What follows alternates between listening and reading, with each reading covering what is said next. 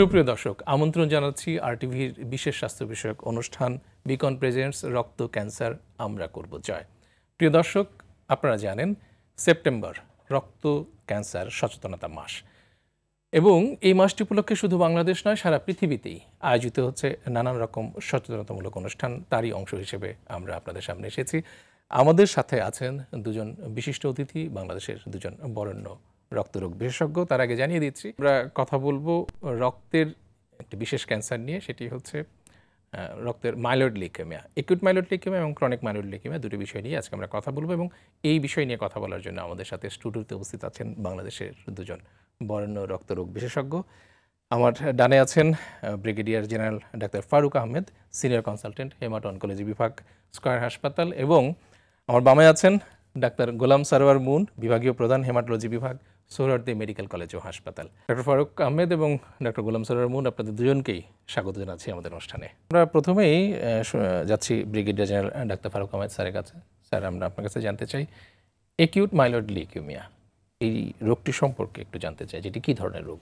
আমাদের রক্তরোগের যে সমস্ত ক্যান্সার হয় মানুষের মধ্যে, তার মধ্যে মাইলয়েড লিউকেমিয়া বলতে এক ধরনের ক্যান্সার, আর লিম্ফয়েড লিউকেমিয়া বলতে আরেক ধরনের ক্যান্সার। জি স্যার। তো মাইলয়েড লিউকেমিয়ার মধ্যে থাকে দুই ক্যাটাগরি। একটা হচ্ছে অ্যাকিউট মাইলয়েড লিউকেমিয়া, যেটার প্রেজেন্টেশন হয় একটু অ্যাগ্রেসিভ, মানে একটু মারাত্মক ধরনের। আর ক্রনিক মাইলয়েড লিউকেমিয়া হয় কুল, সেটার প্রেজেন্টেশন খুব সাধারণ থাকে, অনেক সময় বোঝাই যায় না যে তার ক্রনিক মাইলয়েড লিউকেমিয়া হচ্ছে। অ্যাকিউট মাইলয়েড লিউকেমিয়া নিয়ে আমি দু চারটা সচেতনমূলক কথাবার্তা বলি। সেটা হচ্ছে যে অ্যাকিউট মাইলয়েড লিউকেমিয়ার এটার প্রাদুর্ভাব আমাদের দেশে ব্যাপারে আমার স্পষ্ট না, মানে খুব জানা নেই আমাদের, বাট ইউনাইটেড স্টেটসে এটার প্রাদুর্ভাব 1.5 প্রতি লক্ষ জনগণের জন্য 1.5 এরকম কম। কিন্তু যেগুলো হয় সেগুলো সাধারণত দেখা যায় যে যারা তুলনামূলকভাবে কম বয়সের রোগী, মানে যাদের বয়স ধরেন তরুণ, অ্যাডোলেসেন্স থেকে শুরু করে ইয়াং অ্যাডাল্ট, ওল্ডার অ্যাডাল্টস পর্যন্ত হয়। এদের মধ্যে এগুলোর মানে লক্ষণ সেটা হচ্ছে তারা অত্যন্ত অসুস্থ হয়ে পড়ে। অ্যাকিউট মাইলয়েড লিউকেমিয়া হওয়া মানেই রোগী অত্যন্ত অসুস্থ থাকবে, রোগীর প্রচণ্ড জ্বর হবে, তার অনেক সময় দাঁতের মাড়ি থেকে বা শরীরের অন্যান্য জায়গাতে রক্তক্ষরণ হয়, অনেক মাথা ব্যথা করে, তার খাবার রুচি চলে যায়, তার উঠা বসা করার মতো শক্তিও তার থাকে না। এরকম একটা খারাপ অবস্থা নিয়ে ডাক্তারের কাছে আসে। তো রোগী তো আর জানে না তার অ্যাকিউট মাইলয়েড লিউকেমিয়া হচ্ছে, বাট এই প্রচণ্ড অসুস্থতা নিয়ে যখন আসে তখন ডাক্তারের কাছে গেলে পরে তখন বেসিক, মানে একদম মৌলিক কিছু পরীক্ষা নিরীক্ষা করা হয়।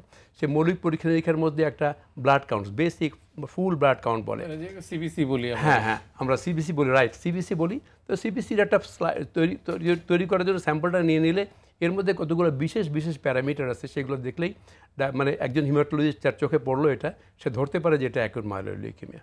তো এই মানে অর্থাৎ রোগী অসম্ভব অসুস্থ থাকবে, তার সাথে যেটা বললাম যে একটু বিষ ব্যথা থাকবে, গলা ঠান্ডা কাশির মতো গলায় একটু সিমটম থাকবে, রক্তক্ষরণের নমুনা থাকবে, আর তার খাওয়ার রুচিও থাকবে না, গায়ে কোনো শক্তিও থাকবে না। আপনাকে অনেক ধন্যবাদ। আমি একটু ডাক্তার গোলাম সারোয়ার মুনের কাছে জানতে চাই, স্যার যেহেতু বলছেন যে সিবিসির মধ্যেই আমরা এটা সাধারণ যে ফিল্ম পরীক্ষা, সেখানেই আমরা এই ক্যান্সার কোষগুলো দেখতে পাই, তাহলে এত পরীক্ষা, ওই যে বোন ম্যারো পরীক্ষা, তারপরে দামি পরীক্ষা, এগুলোর কেন দরকার হয়?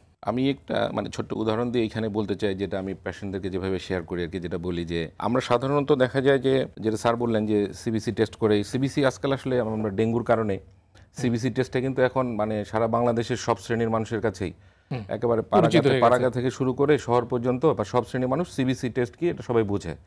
এবং রক্তে আমাদের প্লাটিলেট নামে যে একটা জিনিস আছে, এটা কিন্তু সবাই জানে। এই দুটো জিনিস দিয়েই আমি বলবো যে হেমাটোলজিস্টরা কিন্তু আমরা আবার পরিচিত হয়ে যাচ্ছি সাধারণ মানুষের কাছে, যে সিবিসি এবং প্লাটিলেট দিয়ে। তো সিবিসি দিয়ে আমরা আসলে একটা ধারণা পাই যে এটা এক ধরনের ব্লাড ক্যান্সার হতে পারে। স্যার যেটা বলেন যেটা অ্যাকিউট অথবা ক্রনিক, মানে এটা কি হঠাৎ করে তীব্রভাবে আসছে নাকি ধীর গতিতে আসছে, এটা সম্বন্ধে একটা ধারণা পাই। আমি এখানে একটু উদাহরণ দিয়ে বলতে চাই যে ধরেন আমি কোথাও, ধরেন আপনাকে আমি একটা চিঠি দেবো আপনার বাসায়। তো ধরেন আপনার বাসা, আপনি বললেন যে আপনার জেলা কুমিল্লায়, তো কুমিল্লায় বলে আমি যদি আপনার নাম লিখে কুমিল্লা লিখে দিই, চিঠি কিন্তু আপনার কাছে পৌঁছাবে না। তার জন্য আপনার উপজেলার নাম জানতে হবে, ইউনিয়নের নাম জানতে হবে, গ্রামের নাম জানতে হবে এবং হোল্ডিং নাম্বার জানতে হবে। এবং সেই হোল্ডিং নাম্বারে আমি যখন লিখে দিব, চিঠি কিন্তু আপনার বাসায় পৌঁছে যাবে, তখন লোকেট করা যাবে যে আমার ওই জায়গায় আমার চিঠিটা পৌঁছাতে হবে। তো এক্স্যাক্টলি আমি যখন লিউকেমিয়া রোগীটাকে ট্রিটমেন্ট দিব, তাহলে আমার ওর সব কিছু এই ক্লাসিফিকেশনগুলো আমার জানতে হবে, যে সেতে কোন শ্রেণীর রোগটা হচ্ছে, তারপর সাব ক্লাসিফিকেশনটা কি, মানে পরের ভাগটা কি, এরকম করে শেষ মুহূর্তে যে সঠিক রোগ নির্ণয়। কারণ অনেক সময় আমরা ইয়েতে দেখি যে অনেক সময় অনেক দিন ধরে জ্বর হচ্ছে, টেস্টে কিছু আসছে না, মেডিসিনের কাছে গেলাম, আমাকে বললো যে ঠিক আছে আমরা টাইফয়েডের চিকিৎসাটা দিয়ে দেখি, যে আপনি 14 দিন অ্যান্টিবায়োটিক খেয়ে দেখেন, হয়তো জ্বর কমে গেল, তাহলে টাইফয়েডই ছিল। মানে এটাকে আমরা বলি এম্পেরিক্যাল বা ধারণা প্রসূত, এটা কিন্তু মেডিসিনে দেওয়া যায় অ্যালাউড, কিন্তু হেমাটোলজিতে কিন্তু আমাদের এই ধরনের সুযোগ নেই। আমাকে একেবারে রোগটাকে সম্পূর্ণভাবে নিয়ন্ত্রণ করতে হবে, কারণ রোগ নির্ণয় করতে হবে, কারণ এক একটা লিউকেমিয়ার চিকিৎসা পদ্ধতি এক এক রকমের। আমি যদি এখানে কোনো বিন্দুমাত্র এখানে কোনো এদিক ওদিক হয়ে যায়, তাহলে কিন্তু চিকিৎসা পদ্ধতি অনেক সমস্যায় পড়ে যেতে হবে আমাদেরকে, এবং কোনো একজনের ট্রিটমেন্ট আরেকজনকে দিলে রেসপন্স করবে না। সো আমাদের অ্যাবসলিউট কোন শ্রেণীর লিউকেমিয়াটা হয়েছে বা রক্ত ক্যান্সারটা হয়েছে সেটাকে ধরার জন্য আমাদেরকে বাকি পরীক্ষাগুলো, যেমন বোন ম্যারো স্টাডি এবং ইমিউনোফেনোটাইপিং যেগুলো করি, এবং আমরা সাইটোজেনেটিক্স একটা টেস্ট আমরা করি, জেনেটিক টেস্ট বাংলাদেশে এখন আমরা করছি, আগে হয়তো কম হতো, এখন করছি, বাংলাদেশে এটা স্কোপ আছে। তো এটা করার উদ্দেশ্য হচ্ছে যে রোগী চিকিৎসা দিলে ভালো হবে কি হবে না এটা বোঝার জন্য হলো আমরা সাইটোজেনেটিক্স রোগের মানে জটিলতা একটা কতটুকু, হ্যাঁ জটিলতা কতটুকু এবং ট্রিটমেন্ট, চিকিৎসার মানে আমরা যেরকম বলি না যে তোমার কপালে লেখা আছে যে এটা কি হবে দেখা যাক, আসলে কপালে লেখা বলতে আমরা বুঝি যে ডিএনএ তো সবাই জানে যে অনেক সময় ডিএনএ তে লেখা থাকে ওটা, যে তার কি লেখা আছে ওটা ডিএনএ তে লেখা থাকে, আমরা ওই ডিএনএ স্টাডি করে জেনেটিক স্টাডি করে দেখি যে না এটা হয়েছে, তাহলে ট্রিটমেন্ট দিলে রোগীটা ভালো হয়ে যাওয়ার সম্ভাবনাই বেশি, এটার জন্য আবার জেনেটিক স্টাডি করতে হয় আর কি। অনেক সুন্দর চমৎকার করে আসলে পুরো জিনিসটা আপনি বুঝিয়ে দিলেন, এবং আমার ধারণা যে দর্শক যারা শুনেছেন তারা প্রত্যেক স্বচ্ছ একটা ধারণা পেয়েছেন যে আসলে কেন এই পরীক্ষাগুলোর দরকার। পরীক্ষা তো হলো, তারপরে স্যার চিকিৎসার প্রসঙ্গ আসে। কি কি ধরনের চিকিৎসা আমরা এই অ্যাকিউট লিউকেমিয়ার ক্ষেত্রে দিয়ে থাকি? আচ্ছা, অ্যাকিউট লিউকেমিয়ার ডায়াগনোসিস হওয়ার পরে আসলে অ্যাকিউট লিউকেমিয়ার রোগী অত্যন্ত অসুস্থ থাকে, তাকে বাসায় রেখে চিকিৎসা দেওয়াটা খুবই বিপজ্জনক। কারণ তার যে সামনের যে বিপদগুলো আসে, একটা হচ্ছে তার মানে মানে সুস্থ কোষ, রক্তের মধ্যে সুস্থ কোষ থাকে না, তো কাজে সে সবসময় সংবেদনশীল থাকে সিভিয়ার ইনফেকশনের জন্য। এক নম্বর, কারো কারো সিভিয়ার ইনফেকশন নিয়ে আসে, তো রক্তের প্লেটলেট কাউন্ট কমতে কমতে অনেক কমে চলে যায়, হিমোগ্লোবিন অনেক কমে চলে যায়। সেই জন্য প্রথম হচ্ছে অ্যাকিউট মাইলয়েড লিউকেমিয়ার পেশেন্ট যদি হয় তাহলে তাদের প্রথম কাজ হচ্ছে হাসপাতালে ভর্তি করা। 2 নম্বর কথা হচ্ছে হাসপাতালে ভর্তি করার পরে এই ডক্টর মুন যে পরীক্ষা নিরীক্ষাগুলোর কথা বললো, যে আমাদের প্রাথমিক ধারণা থেকে আমরা হয়তো অ্যাকিউট লিউকেমিয়া ভাবছি, অথবা একটা সিবিসি করে আমরা অ্যাকিউট মাইলয়েড লিউকেমিয়া সন্দেহ করলাম বা ধারণা করলাম, বাট সুনির্দিষ্টভাবে মানে এটাকে ডায়াগনোসিস করার জন্য। এবং তার সাথে আরেকটা কথা উনি যেটা বললেন যে জেনেটিক স্টাডি করছেন, সাইটোজেনেটিক স্টাডি করছেন, এগুলো হচ্ছে যে প্রেডিকশন অ্যানালিসিস, অর্থাৎ আমি যে ট্রিটমেন্টটা দিব সেই ট্রিটমেন্টে এটা সুস্থ হওয়ার সম্ভাবনা কতটুকু, ঠিক আছে, এই পর্যন্ত আগেই হয়ে যায়। এগুলো সামিল রোগী যখন আসে, রুগীর স্যাম্পল নিয়ে আমরা এগুলো পাঠিয়ে দিই, পাঠিয়ে দেওয়ার পর রুগীকে আগে স্টেবিলাইজ করি, তাকে ধাতস্থ করি। তার যে সমস্ত ঘাটতি আছে, হিমোগ্লোবিন ঘাটতি থাকলে ট্রান্সফিউশন ব্লাড রেড সেল দিই, প্লেটলেট ঘাটতি থাকলে প্লেটলেট দিয়ে দিই। ইনফেকশন অলরেডি পেশেন্টের সে সমস্ত ইনফেকশন থাকে, ইনফেকশন থাকলে পেশেন্টের অ্যান্টিবায়োটিক মানে অ্যাপ্রোপ্রিয়েট অ্যান্টিবায়োটিক তাকে দিই। তারপরে ওই সময় যদি পেশেন্টের আরও অন্যান্য মানে আনুষঙ্গিক প্রবলেম থাকে, সেই আনুষঙ্গিক প্রবলেমগুলো আমরা ট্রিটমেন্ট শুরু করি। আর ইন দি মিন টাইম এই ট্রিটমেন্ট মানে তার যে ব্লাডের সিবিসি, তার বোন ম্যারো, তার ইমিউনোফেনোটাইপিং, সাইটোজেনেটিক সব রিপোর্ট যখন অ্যাভেলেবল হয়ে যায়, তখন আমরা সুনির্দিষ্টভাবে ধরতে পারি যেটা কোন ধরনের acute leukaemia, acute myeloid leukaemia, এবং তার মানে প্রেডিকশন টাইপটা কি, অর্থাৎ সে রিস্ক কোন রিস্ক গ্রুপের, স্ট্যান্ডার্ড রিস্ক মানে হাই রিস্ক অথবা লো রিস্ক, এটা ইম্পর্টেন্ট। ঠিক আছে, এটা জানলে পরে তখন আমরা তার জন্য কেমোথেরাপি প্ল্যান, তার জন্য অ্যাপ্রোপ্রিয়েট কেমোথেরাপি প্ল্যান করতে পারি। সো অ্যাকিউট মাইলয়েড লিউকেমিয়ার জন্য পার্টিকুলারলি যদি ইয়াং অ্যাডাল্ট হয়, তার জন্য গোল্ড স্ট্যান্ডার্ড ট্রিটমেন্ট হচ্ছে কেমোথেরাপি, কম্বিনেশন কেমোথেরাপি ছাড়া হবে না। অর্থাৎ এই কম্বিনেশন কেমোথেরাপি দিয়ে আমাদের যে কাজটা করতে হবে সেটা হচ্ছে তার সমস্ত লিউকেমিক সেলকে আমরা ধ্বংস করে দেবো, কিন্তু পাশাপাশি সেই সময় সে খুব খারাপ অবস্থায় চলে যাবে। তখন তাকে ব্লাড দিয়ে মানে অ্যান্টিবায়োটিক দিয়ে, প্লেটলেট দিয়ে, বিভিন্ন অন্যান্য সাপোর্ট দিয়ে তখন তাকে আমরা মানে ধরে রাখার চেষ্টা করবো। অর্থাৎ তার যখন কেমোথেরাপি দিয়ে দিলাম, কেমোথেরাপি দিয়ে দেওয়ার পর তার যে শারীরিক অবনতি হলো, সেই অবনতি থেকে উঠে আসবে যখন, তখন আমাদের পরে অ্যাসেস করতে হবে। এভাবেই আমরা মানে এই অ্যাকিউট মাইলয়েড লিউকেমিয়া ট্রিটমেন্ট শুরু করতে পারি। এই যেটা বললাম সেটা হচ্ছে যেহেতু পেশেন্ট এই সময়টা অত্যন্ত সংবেদনশীল থাকে, কাজে পেশেন্টকে যে কোনো অবস্থাতে তাকে হাসপাতালে ভর্তি না করে ডে কেয়ার অথবা বাসা থেকে চিকিৎসা করার কোনো সুযোগ নেই। অনেক ধন্যবাদ আপনাকে। আমরা মানে গণমাধ্যমের কল্যাণে বা বিভিন্নভাবে সাধারণ মানুষ এখন জেনে গেছে যে বোন ম্যারো ট্রান্সপ্লান্টেশন বলে একটি চিকিৎসা আছে, এবং যেটি ধারণা করা হয় যে এটি কিউরেটিভ ট্রিটমেন্ট রক্ত ক্যান্সারের ক্ষেত্রে বা রোগ নিরাময় করার জন্য এই চিকিৎসাটি সর্বোচ্চ। তাহলে কোনটা ভালো, কোনটা আমরা প্রেফার করব? রোগীকে কেমোথেরাপি দেবো নাকি বোন ম্যারো ট্রান্সপ্লান্ট? এটা খুবই একটা ইন্টেলিজেন্ট কোশ্চেন। ইন্টেলিজেন্ট কোশ্চেন বলছি এই জন্য যে সাধারণ মানুষের মনে হতেই পারে আমরা কেমোথেরাপি করে পেশেন্টের যে টাকা পয়সা আমরা খরচ করছি বা পেশেন্টকে অন্যান্য সাপোর্ট দিয়ে যে সময় ক্ষেপণ করছি, সরাসরি বোন ম্যারো ট্রান্সপ্লান্ট করে যেতে পারি। কিন্তু এখানে একটা জিনিস জানতে হবে, সেটা হচ্ছে বোন ম্যারো ট্রান্সপ্লান্ট আমরা তখনই করব যখন তার বোন ম্যারোটা একটা গ্রাফ ম্যারো, যে অন্য জায়গা থেকে যে ম্যারো নিয়ে আসা হয়েছে সেই ম্যারোটা নেওয়ার মতো অবস্থায় আসবে। অর্থাৎ তার রক্তে এবং বোন ম্যারোর মধ্যে ক্যান্সার সেল থাকা অবস্থায়, লিউকেমিক সেল থাকা অবস্থায় তাকে সেই ট্রান্সপ্লান্টটাই করা যাবে না। তাহলে এবার কখনো রিমিশন দেখা যাবে না। কারণ হচ্ছে দুইটা সেল গ্রো করবে, ট্রান্সপ্লান্টের সেলও গ্রো করবে আর তার ক্যান্সার সেলও গ্রো করবে। এর কোনো মানেই হয় না। সেই জন্যই পেশেন্টকে কেমোথেরাপি দিয়ে তাকে পুরো রিমিশনে আনতে হবে। রিমিশনে আনার পরে তারপরে প্রেডিকশন অ্যানালিসিস দেখে যদি সব ঠিকঠাক থাকে তাহলে তারপরে তাকে বোন ম্যারো ট্রান্সপ্লান্টের জন্য রেডি করতে হবে। এবং তারপরে তার যারা পটেনশিয়াল যারা ডোনার, সেটা ভাই বোনদের মধ্যে থেকে হোক অথবা আনরিলেটেড ডোনার হোক, সেখান থেকে তাদেরকে HLA ম্যাচিং করে রেডি করে তারপরে বোন ম্যারো ট্রান্সপ্লান্টের প্ল্যান। অনেক ধন্যবাদ স্যার আপনাকে। প্রিয় দর্শক, আপনারা দেখছেন RTVর বিশেষ স্বাস্থ্য বিষয়ক অনুষ্ঠান বিকন প্রেজেন্টস রক্ত ক্যান্সার আমরা করব জয়। অনুষ্ঠানে নিচ্ছি ছোট্ট একটি বিরতির পরে আবারও ফিরে আসবে আলোচনায়। সে পর্যন্ত আমাদের সাথেই থাকুন। প্রিয় দর্শক, বিরতির পরে আবারও ফিরে এলাম RTVর বিশেষ স্বাস্থ্য বিষয়ক অনুষ্ঠান বিকন প্রেজেন্টস রক্ত ক্যান্সার আমরা করব জয়। স্বতন্ত্র যাত্রায় একত্রিত আমরা, এই থিমকে সামনে রেখে সারা পৃথিবীতেই পালিত হচ্ছে সেপ্টেম্বর রক্ত ক্যান্সার সচেতনতা মাস। তারই অংশ হিসেবে আমরা নানান সচেতনতামূলক অনুষ্ঠানের আয়োজন করছি।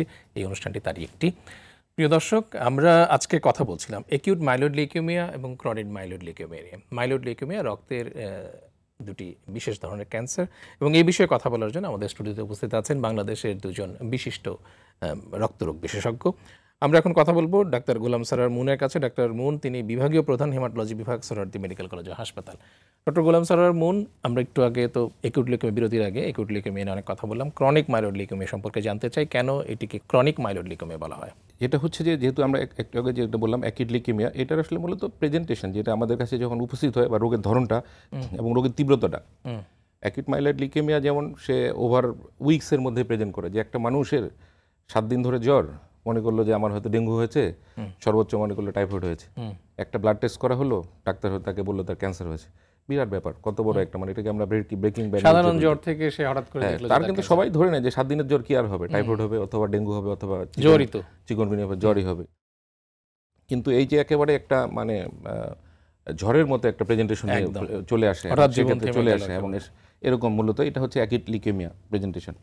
কিন্তু ক্রনিক যেটা leukaemia, chronic myeloid leukaemia specially যেটা বলা হচ্ছে, এটা স্লো গ্রোয়িং, স্লোলি প্রেজেন্ট করে ওভার মান্থস অর ইয়ার্স, এরকম একটা মুডে প্রেজেন্টেশন করে। পেশেন্টের হয়তো দেখা যায় যে এটার বিশেষ কোনো সিমটম, অনেক সময় টোটালি কিছু রোগী আসে যারা সিমটোমেটিক থাকে, হয়তো সর্বোচ্চ বলে যে আমার পেটের বামে একটা চাকা হয়েছে, এখানে আমরা যেটাকে বলি স্প্লিন প্লিহা, এটা বড় হয়ে যায়। এইটা মূলত একটা প্রেজেন্টেশন একদম, এটা ম্যাক্সিমাম রোগী এটা নিয়ে আসে যে পেটে বড় একটা চাকা হয়েছে, সঙ্গে কিছু দুর্বলতা থাকতে পারে, উইকনেস থাকতে পারে, এবং সঙ্গে কখনো জ্বর আসে বা এই ধরনের। বাট এদের থেকে খুব বেশি সিমটম নিয়ে এই পেশেন্টগুলো সাধারণত প্রেজেন্ট করে না আর কি। সেটা হচ্ছে ক্রনিক মাইলয়েড লিউকেমিয়ার এটা প্রেজেন্টেশন। এটা হচ্ছে অ্যাকিউট মাইলয়েড লিউকেমিয়া, ওই একই গতিরই একটা মানে ধীর গতির যে ক্যান্সার এটা আর কি। তার মানে হচ্ছে যে অ্যাকিউট লিউকেমিয়া মানে অ্যাকিউট, এটা হঠাৎ করেই হবে, অল্প সময়ের ভিতরে ঝড়ের গতিতে নগদ চলে আসবে। আর ক্রনিক লিউকেমিয়া মানে হচ্ছে দীর্ঘ মেয়াদে আস্তে আস্তে ধীরে ধীরে, অনেক সময় রোগী বুঝতেও পারে না যে তার কোনো একটা রোগ আছে, সে হয়তো তার একটা উইকনেস বা একটু পেটের চাকা নিয়ে আসবে। যখন এই রোগীরা স্যার আপনাদের কাছে আসে এবং আপনারা কি দিয়ে ডায়াগনোসিস করেন, পরীক্ষা নিরীক্ষা কি আছে এগুলো? ওকে, ক্রনিক মাইলয়েড লিউকেমিয়া নিয়ে আমাদের এর আগে ডক্টর মুন যেটা বললেন, ক্রনিক মাইলয়েড লিউকেমিয়ার প্রেজেন্টেশন হচ্ছে ধীর গতিতে। জি, এমন ধীর গতিতে অনেক সময় রোগী হয়তো জানেও না, অথবা যেটা বললেন উনি একটু টায়ার্ড লাগে, একটু পেটের বাম দিকটা একটু ভার লাগে, আর ইদানিং একটু মানে একটু হালকা দুর্বল লাগে। এর বেশি তেমন কিছু হয় না। তবে যদি ইতিমধ্যে সে দেরি করে ফেলে তাহলে হয়তো অন্যান্য লক্ষণ প্রকাশ পায়। প্রথম কথা হচ্ছে যে যেহেতু ব্লাড ডিজিজের পেশেন্ট, সেই কারণে পরীক্ষা নিরীক্ষা শুরুই হয় মানে ব্লাড কাউন্টস দিয়ে। তো এই পেশেন্ট আসলে পরে প্রথমে আমাদের যে কাজটা হবে, সেই পেশেন্টের হচ্ছে একটা মানে ফুল ব্লাড কাউন্টস দিব। ফুল ব্লাড কাউন্টসে যে জিনিসটা প্রথমেই ধরা পড়ে সেটা হচ্ছে তার রক্তের শ্বেত কণিকাগুলো অ্যাবনর্মালি হাই, স্বাভাবিক মানে অ্যাকিউট লিউকেমিয়াতে ব্লাড কাউন্টসের কিন্তু ভেরিয়েশন থাকে, কমও থাকতে পারে, নর্মাল থাকতে পারে, কিছু বাড়তি থাকতে পারে। বাট ক্রনিক মাইলোইড লিউকেমিয়ার কাউন্ট সবসময় অনেক হাই থাকবে। সাধারণত হোয়াইট সেল কাউন্ট আমরা যে কাউন্টের সঙ্গে পরিচিত তাতে করে হোয়াইট সেল কাউন্ট সাধারণত 50,000-এর নিচে আমরা পাই না, 50,000-এর উপরে 1 লক্ষ, 1.5 লক্ষ, 2 লক্ষ, 3 লক্ষ, 4 লক্ষ পর্যন্ত এরকম থাকে বা তার বেশি থাকতে পারে। এমন হয় যে কাউন্ট এত বেশি থাকে যে সেই পেশেন্ট কাউন্টের কারণে রক্তনালীর মধ্যে হোয়াইট সেলের প্যাকিং হয়ে পেশেন্ট তার জন্য সিক হয়ে অজ্ঞান হয়ে পড়ে থাকতে পারে। এরকমভাবে কাউন্ট এত বাড়তে পারে। তো এইটা তো আমরা ব্লাড কাউন্ট থেকে আমরা প্রথম যে জিনিসটা দেখলাম সেটা হচ্ছে তার শ্বেতকণিকা অনেক বেড়ে যায়, আর এটা তার পাশাপাশি তার রক্তের প্লেটলেট, যেটা নিয়ে আমাদের দেশের মানুষের একটা কনসার্ন থাকে, প্লেটলেট এই সমস্ত পেশেন্টের প্লেটলেটও স্বাভাবিক অথবা তার থেকে বেশি বেড়ে যায়। হিমোগ্লোবিনটা কিছুটা কমে যায়, খুব বেশি কমে যায় তা নয়, কিছুটা কমে যায়। ব্লাডের পিকচার থেকে এমনটাই আমরা দেখতে পাই। পরবর্তীতে আমরা এটাকে শনাক্ত করার জন্য আমরা দুটা কাজ করি।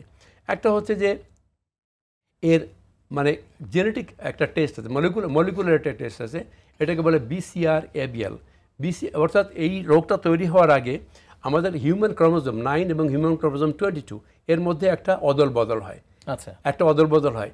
হিউম্যান ক্রোমোজোম 9 থেকে ক্রোমোজোমের কিছু অংশ গিয়ে 22 থেকে অংশ গিয়ে 9-এর মধ্যে লাগে, তাতে করে অ্যাবনর্মালি লং একটা ক্রোমোজোম তৈরি হয়। সেই ক্রোমোজোমটাকে বলে BCR-ABL ক্রোমোজোম। তো এই চেঞ্জটা আসার পরেই সেলের যে দৈনন্দিন তার যে বিহেভিয়ার, অর্থাৎ সেলের চরিত্র, সেলের ডিভিশন রেট, একটা সেল ডিভাইড করে 2টা সেল হবে, 2টা সেল ডিভাইড করে 4টা সেল হবে, এই জিনিসটা খুব র্যাপিড বেড়ে যায়, 1 নম্বর। আর 2 নম্বর হচ্ছে সেলের ডেথ রেট কমে যায়।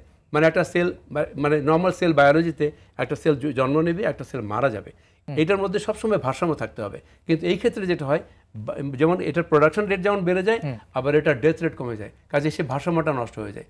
তো এইটা আমরা ওই পার্টিকুলার জেনেটিক যে চেঞ্জটা আছে সেই চেঞ্জটার জন্য আমরা BCR-ABL নামে একটা টেস্ট করি। ওই টেস্ট যদি পজিটিভ হয় তাহলে আমরা অনেকটাই নিশ্চিত হই যে এটা ক্রনিক মাইলোইড লিউকেমিয়া। অনেক ধন্যবাদ আপনাকে। আইডেন্টিফাই হয়ে গেল মনে করেন, তারপরে রোগীদেরকে আপনারা কি চিকিৎসা দেন? আসলে আমি এটা নিয়ে আসলে একটু বলবো মনে নিয়ে এখানে আসছিলাম যে এটা আসলে ব্লাড ক্যান্সার বা লিউকেমিয়া কিন্তু একটি খুব কমন রোগ না। এটা কিন্তু আসলে এটা সাধারণ মানুষকে বুঝতে হবে।